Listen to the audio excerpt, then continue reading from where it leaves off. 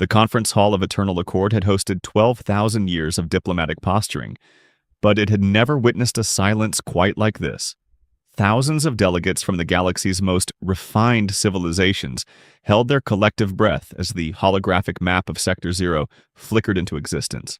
It was a gravitational nightmare, a graveyard of dead stars and cosmic debris that the Council used as an interstellar dumping ground. Sector Zero, Lot Number 407, croaked High Arbiter Vane of the Aethelgard Consensus, his voice dripping with the condescension of a species that had ruled for millions of cycles. 0 habitable planets. 0 resources. Only black holes and ancient scrap. Starting bid, 1 credit. Laughter rippled through the frontiers where the high-tier species sat draped in crystalline armor and bioluminescent silks. They joked about how even the lowliest space pirates avoided the sector to save on fuel. But then, from Tier 297, the very last row of the amphitheater where janitors and interns usually loitered, a single hand went up. "Humanity bids for Sector Zero," Elias Thorne stated calmly. Thorne was not an admiral. He wore no medals, carried no weapons, and possessed the unremarkable face of a man who spent his days checking agricultural yields or waste reclamation reports. He sat with his legs crossed, looking utterly relaxed, as if he hadn't just volunteered to buy the galaxy's most famous wasteland. High Arbiter Vane squinted his optical sensors, trying to spot the human at the far end of the hall. "Are you certain, Representative Thorne? Your species only gained a vote 73 cycles ago. Do you truly wish to spend your limited credits on nothing?" "We like the view," Thorne replied, taking a slow, deliberate sip from his coffee mug. The Aethelgard Consensus considered humans soft, a species that apologized when their feet were stepped on and always sought the peaceful compromise. Selling them a vacuum for a single credit was a joke the Aethelgard elite would tell for decades. The deal was struck instantly. Over the next 3 months, the galaxy watched with amusement as thousands of human freighters vanished into the swirling mists of Sector Zero. They weren't building cities or deploying terraformers. Instead, they were towing what appeared to be rusty scrap, ancient, derelict orbital platforms that didn't even have active shields. But greed is the universal language of the Consensus. When Aethelgard scouts reported strange energy signatures emanating from the junk drawer, Arbiter Vane decided the humans must have found something valuable. Perhaps a precursor cache or a singularity core. "If they found a treasure, we will annul the sale based on a technical error," Vane declared to his generals. "What will they do? Send us another accountant?" Vane dispatched the Aethelgard First Strike Armada, 5,000 capital ships, each a monument to military might, capable of glassing entire continents. They expected to find humans cowering. They expected a plea for a diplomatic settlement. Instead, they were met by a single, unshielded station. On the flagship's viewscreen, the face of Elias Thorne appeared. He was sitting in the same chair, holding the same mug. "Arbiter Vane," Thorne said, his voice sounding tired, almost mournful. "You are violating the borders of a sovereign sector. This contradicts 14 points of our purchase agreement. Please turn your fleet around." "Your agreement is paper, Thorne. My fleet is reality," Vane hissed through the comms. "We are reclaiming this sector, now." Thorne set his coffee down with a soft click that seemed to echo through the Aethelgard bridge. His face went cold. A look that the galaxy was beginning to learn meant someone was about to get shoved out of an airlock. "You see, humans have stages," Thorne said softly. "We're polite, we're patient, but eventually we stop choosing those options." Elias took a deep breath, and on Vane's flagship, the temperature sensors suddenly registered a drop of several degrees. "Now I'm actually getting annoyed," Thorne whispered. In that instant, every ship in the Aethelgard fleet screamed a red alert. The scrap metal drifting in the sector hadn't been deactivated platforms. They were opening their eyes. High Arbiter Vane stared at his tactical display, his feeding tentacles twitching in a rhythmic spasm of disbelief. The rusty scrap the humans had towed into Sector Zero was no longer drifting aimlessly. Across the void, thousands of icons that had been registered as inert debris suddenly flared with life, their energy signatures climbing from 0 to capital-class levels in a matter of seconds. The Aethelgard sensors, calibrated for the galaxy's most advanced technology, began to scream as they encountered something they couldn't meaningfully describe. "Report!" Vane bellowed, his voice cracking with the first notes of existential dread. "Sir, they're not platforms," the sensor officer shouted, his appendages blurring across the console. They were cold, completely silent, No active shields, no idle reactors, nothing but minimal life support. They were hiding in the background radiation of the dead stars. Now, they're everywhere. On the main view screen, Elias Thorne remained seated in his back row station, the steam from his coffee still rising in a thin, peaceful plume. He looked less like a military commander and more like a predator that had stayed very, very still, waiting for the prey to walk directly into the center of the kill zone. You see, Arbiter, humanity specializes in surviving on worlds that actively try to kill us. We learned a long time ago that real strength isn't about where you sit or how much noise you make. It's about what you can see when no one is looking at you. Thorne took a slow sip of his beverage. You thought Sector 0 was a landfill. We thought it was the perfect place to build a foundry without being bothered by bureaucratic annoyances like the Consensus. We have 5,000 ships, Vane shrieked, his pride acting as a thin veneer over his mounting terror. Your foundry is surrounded. We will reduce your platforms to actual scrap. War is mathematics, Arbiter, Thorne replied, his voice hardening into the cold certainty of a strategist who had already run the simulations. And the variables in Sector 0 don't favor your first strike doctrine. Every move your fleet has made since entering this sector was accounted for 3 months ago. We call it tactical prescience.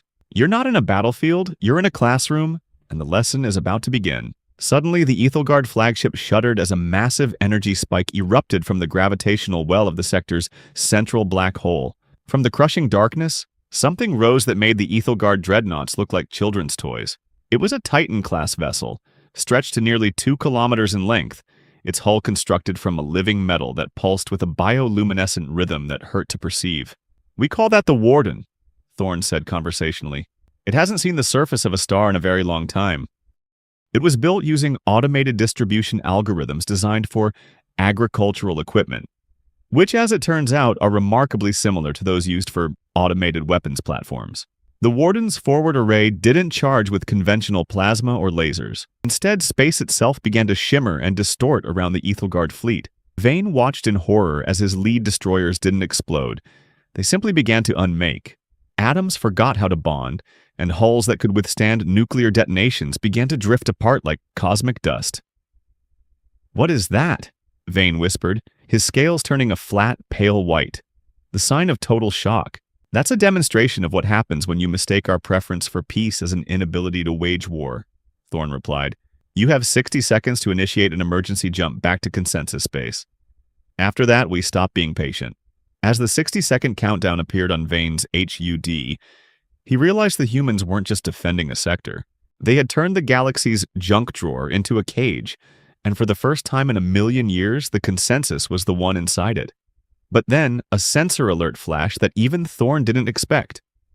A third energy signature, ancient, cold, and infinitely larger than the Warden, began to emerge from the very bottom of the Sector 0 void.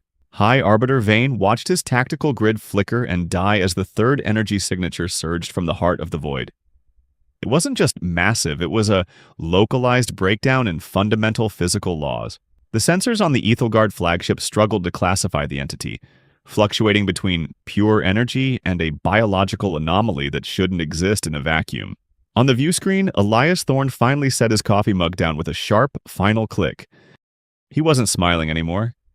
His expression had hardened into something ancient and predatory. You wanted to know why we bought the junk drawer of the galaxy? Arbiter. Thorne's voice dropped to a whisper that somehow carried through the screaming alarms of the Aethelgard bridge. We didn't buy Sector 0 to build a home. We bought it because this is where the galaxy's first nightmares were forged, and someone had to keep the cages locked.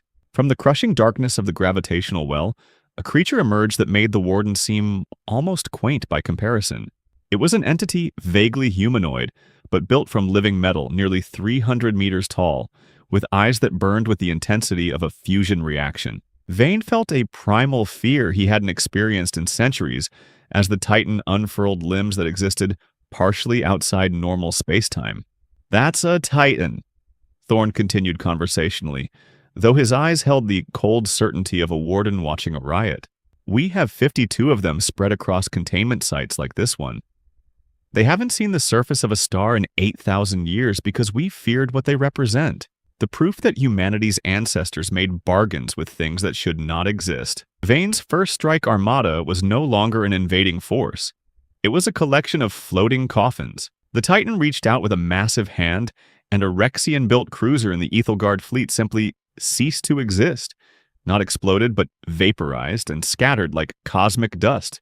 The consensus shields, rated for supernova detonations, might as well have been tissue paper against a force that convinced atoms they no longer wanted to maintain molecular bonds. 40 seconds remaining, Thorne noted, checking his datapad with clinical indifference to the slaughter. You taught us that the real monsters wear the masks of civilization and speak in terms of acceptable casualties. You assumed our desperate desire for peace was a weakness to be exploited. Stop this! Vane shrieked, his pride crumbling like a sandcastle in a tsunami. We surrender.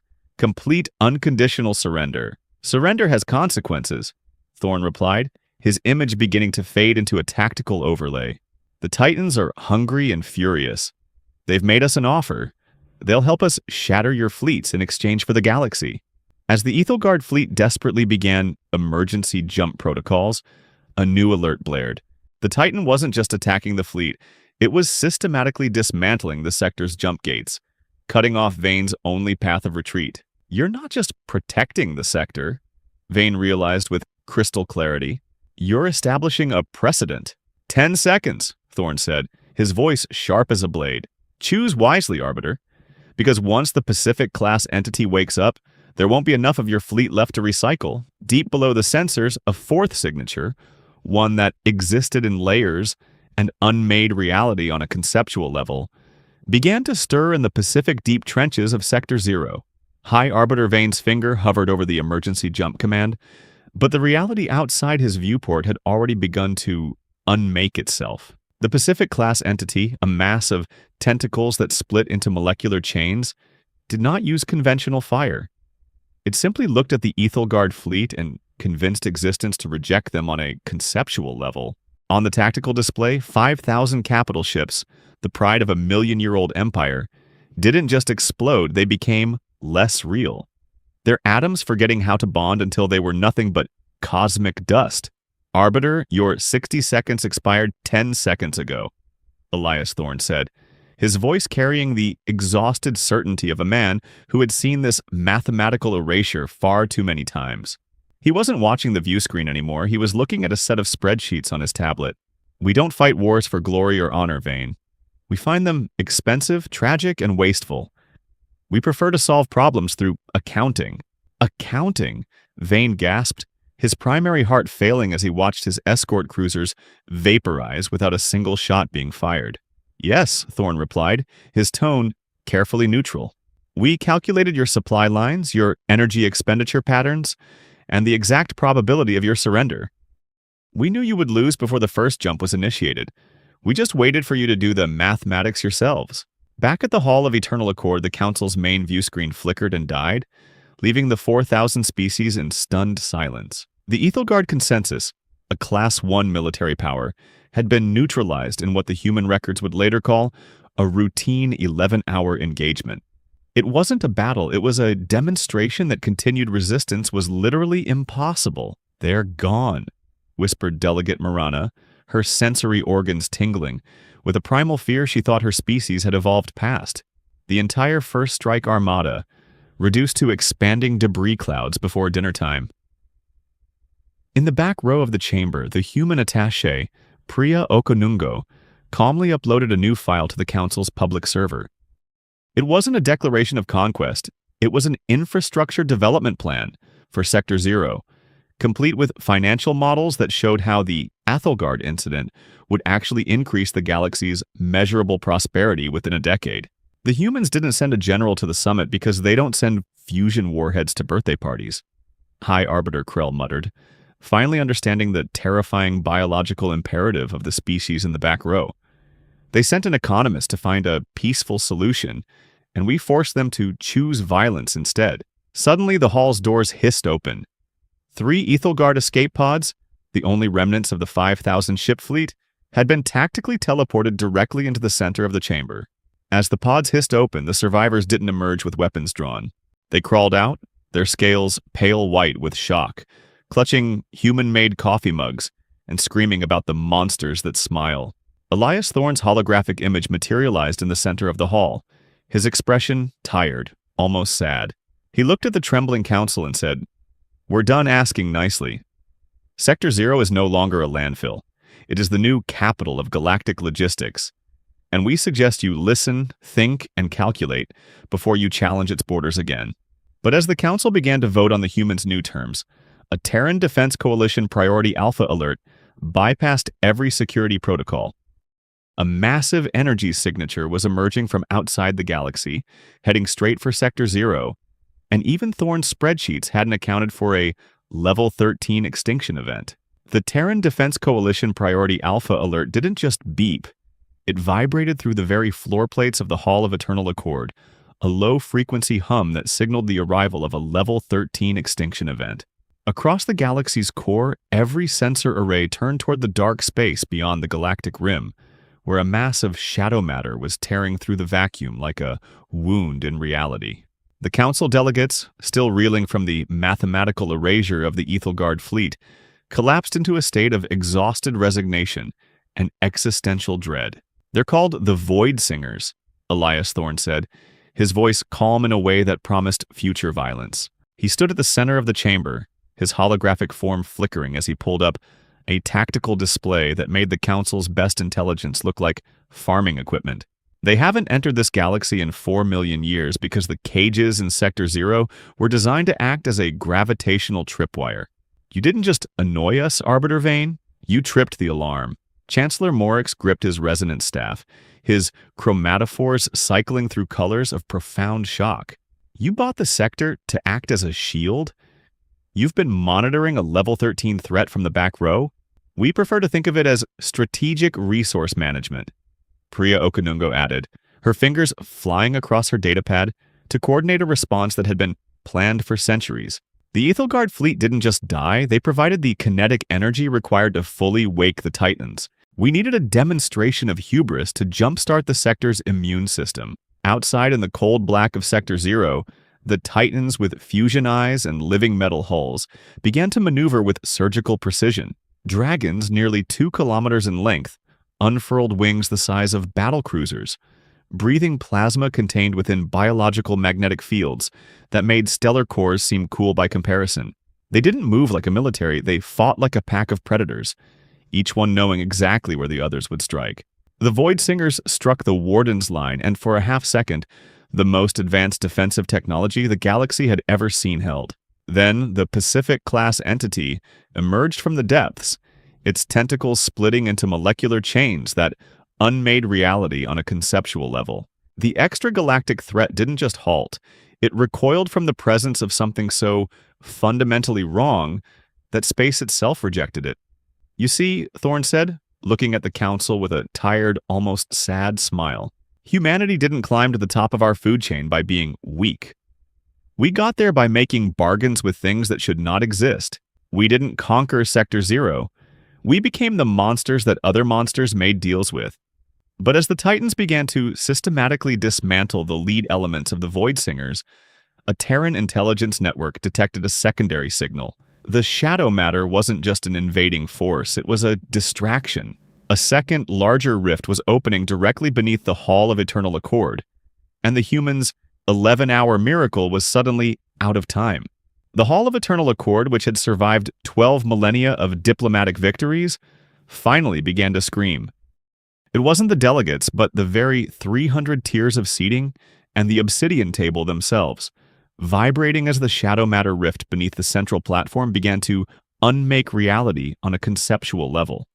The Void Singers had bypassed every planetary defense network, emerging not in the void of Sector Zero, but in the heart of galactic power. As the rift widened, threatening to swallow the front row elite, Elias Thorne did not run. He remained in Tier 297, Seat 40, calmly pouring a fresh cup of coffee from a thermos into his ceramic mug. Around him, Lieutenant Jackson, Martinez, and Carter didn't flinch. They had already mapped the room, and their 15.1-second response had already begun before the first alarm even sounded. "Chancellor Morix, please remain in your seat," Thorne's voice boomed, carried not by the hall's failing speakers, but by a Terran intelligence network that had already hijacked the station's frequency. We didn't buy the junk drawer of the galaxy just to hide our foundry. We bought it to draw the Singularity's attention away from the real prize. Tactical update. The rift beneath the platform is identified as a Level 13 extinction event. Response protocol. Humanity's Annoyance protocol has been upgraded to existential defense. Vantage point. The back row was chosen specifically because it provided the best sightlines to the hall's emergency suppression overrides buried beneath the floor. You see, real strength isn't about where you sit, Thorne said, looking down at the panicked high tiers as Jackson and Martinez vaulted over the tear railing to reach the rift's edge. It's about what you can see. And from the back row, we saw that this hall was built on top of a containment site, older than your recorded history. The Council watched in stunned silence as Thorne's team activated a suppressed technology that violated several fundamental laws of physics. They weren't fighting the rift with weapons. They were redirecting energy signatures using distribution algorithms originally designed for agricultural equipment. We're predators who chose to become diplomats because we understood that the alternative was extinction, Thorne continued, his voice pleasant, almost friendly. Even as the rift began to recoil from humanity's interference, we genuinely prefer peace, but never mistake our preference for an inability to wage war. Thorne took a slow sip of coffee and looked directly at the Aethelgard survivors. I told you I was getting annoyed. Now I'm going to show you why we convinced the ancient things to sleep in the first place. At his command, the obsidian floor at the center of the hall didn't shatter. It erupted like a wound. But what rose from the depths wasn't shadow matter. It was an entity 300 meters tall, built from living metal with fusion eyes that burned with a calculating intelligence. We call those Titans, Thorne whispered, as the metallic giant reached out its massive hand to close its fist around the Void Singer's rift. And they are very angry that you threatened their family. But as the Titan began to unmake the Void Singer's rift within the hall, the human's data pad flashed a new, darker warning. The rift wasn't a portal for an army. It was a biological magnetic field designed to infect the Titan itself.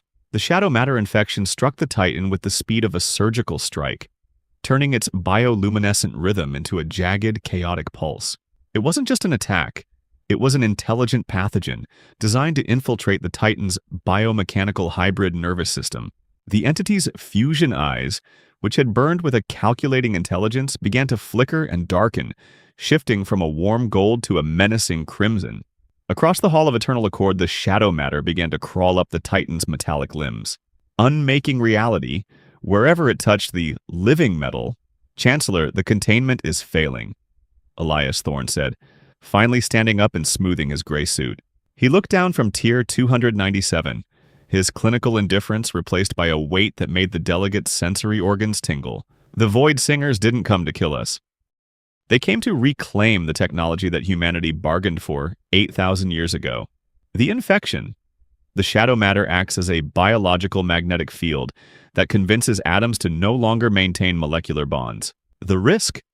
If the Titan falls, the Pacific-class entity currently held in Sector 0 will lose its moral compass and revert to its nature. The defense? Martinez and Jackson were already at the rift's edge, deploying sympathetic frequency harmonics to act as a tactical countermeasure. You see, humanity's greatest achievement wasn't our art or science, Thorne continued, his voice sharp enough to cut steel as he descended the stairs with practiced military precision. It was that we survived on a planet where gods walked as flesh and nightmares bred in the deep places. We forged these Titans in crucibles of ice ages and extinction events because we knew that someday the masks of civilization would fail. High Arbiter Vane, now trembling uncontrollably, watched as the shadow matter began to infect the hall's very life support systems. If you cannot control your monsters, Thorne, then you have simply condemned us all to death. We don't control them, Vane, Thorne replied, reaching the central platform and standing before the shimmering distortion of the rift. We cooperate with them, and they are very angry about the intrusion. Thorne pulled a small communication device from his pocket. Not a weapon, but a level 9 quantum algorithm key. He pressed a single command, and the Warden's energy signature in Sector 0 didn't just flare, it redirected its entire yield into the hall's obsidian floor. "This is the part where you should start moving," Thorne whispered, echoing a warning from a century of human history. The Titan didn't collapse. Instead, it stretched to nearly 2 kilometers in conceptual height, its tentacles splitting into molecular chains as it began to swallow the shadow matter whole. But the process was violent and messy, and as the entity absorbed the infection, it began to emit a roar that made every being in the chamber feel primal fear. The Titan's fusion eyes suddenly locked onto the high-tier front rows, and for the first time in 8,000 years, the humans' bargain seemed to be negotiable. The entity wasn't just fighting the Void Singers anymore, it was remembering its history of mountains of corpses and rivers of blood. The Titan's crimson gaze swept across the front row elite, its fusion eyes burning with an ancient and predatory hunger that humanity had bargained to suppress. High Arbiter Vane and the high-tier delegates recoiled from the presence of a god that had just unmade reality within their sacred hall.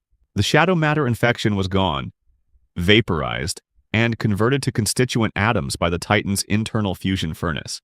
But now the entity stood vaguely humanoid and 300 meters tall in the center of the chamber, its biomechanical hybrid armor pulsing with a lethal rhythmic light. "Do you understand now, Arbiter?" Elias Thorne asked, his voice quiet, almost gentle, which somehow made the primal fear in the room worse. He stood before the Titan, a middle-aged man in a simple gray suit who appeared completely relaxed, despite the Level 13 extinction event he had just dismantled. "Humans are apex predators from a death world that tried to kill us every single day. We learned to be patient, to be diplomatic, to compromise because those skills made survival easier. But we never, ever mistook our preference for peace for an inability to wage war." Thorne raised his ceramic mug in a small, ironic salute to the 300 tiers of seating. At his subtle command, the Titan didn't attack.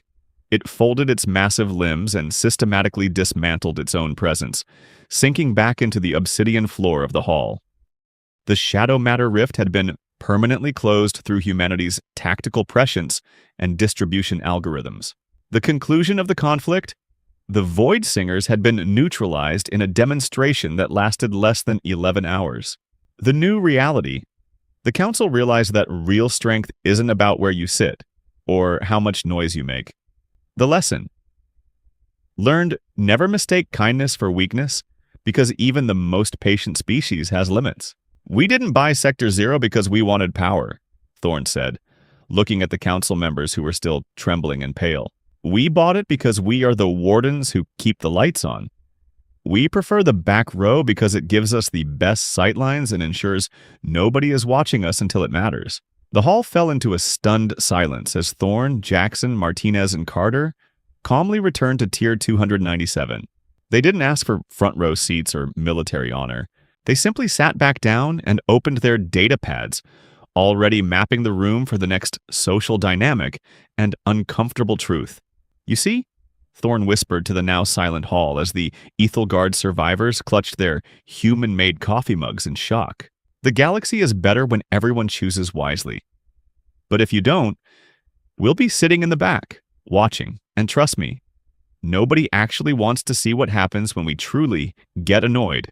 As the Council reconvened to sign the Terran Independence Declaration, every delegate made a note for future reference. Never judge a species by how they act in peacetime, for the predator with table manners was always patient, calculating, and waiting in the row behind them.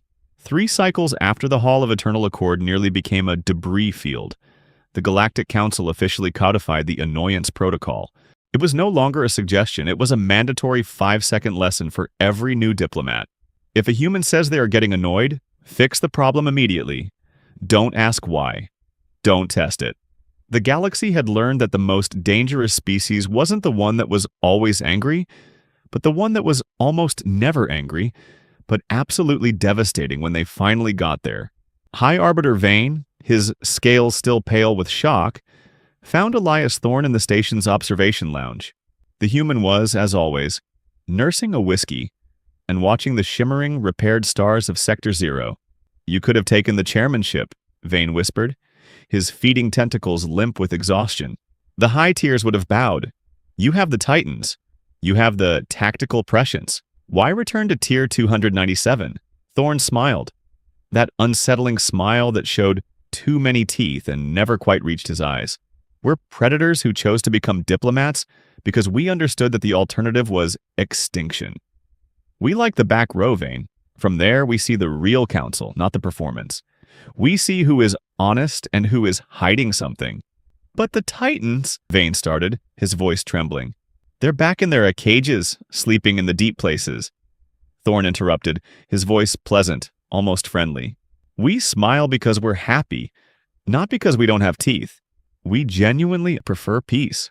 We just hope the rest of the galaxy learns from our example instead of forcing us to teach the lesson the hard way. Thorne stood up, straightened his simple gray suit, and set his empty ceramic mug on the table. We'll be in the back row tomorrow, Arbiter. We've got a long memory and an even longer reach. Tell the consensus. Maybe try knocking first next time. As Thorne walked away, Vane realized the age of warrior cultures was ending. The age of accountants with warships had begun. And as long as humanity maintained their table manners, the galaxy might just survive its own hubris. Humanity had finally stopped asking nicely, and from their vantage point in the back row, they were ready to finish what they started.